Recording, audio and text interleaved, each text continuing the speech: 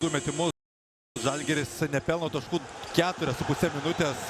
Buvo rezultatas 37-28, 11-0. Nuo to laiko sportuoja šeimininkai. Per šią atkarpą Žalgiris prametė 4 mestas baudas ir dabar šansas lyginti rezultatą. Francisko šiandien baudų dar nemetė.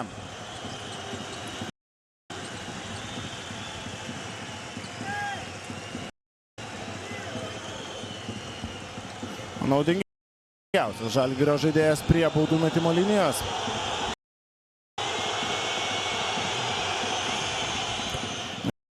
Ir pataiko pirmąją baudą žalgirietis.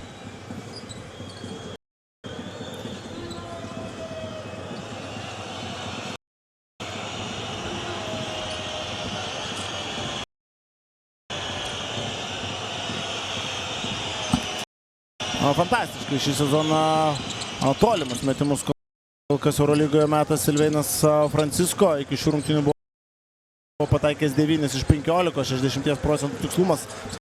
Ir tai 15,3 taško vidurkis.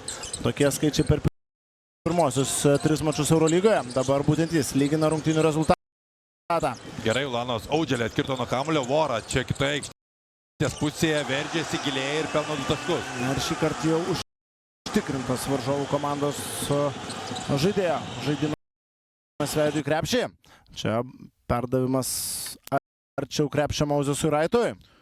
Ir viskas baigėsi. Silveino Francisko klaida. Signalo problemos Belgrade. Laukiame, kol serbai išspręs problemą su signalu šiose rungtynėse.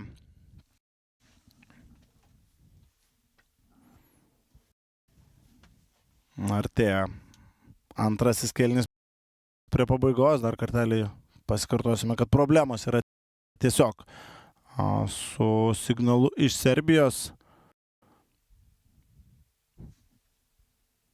Tikėkimės netrukus šios techninės kliūtys bus pašalintos.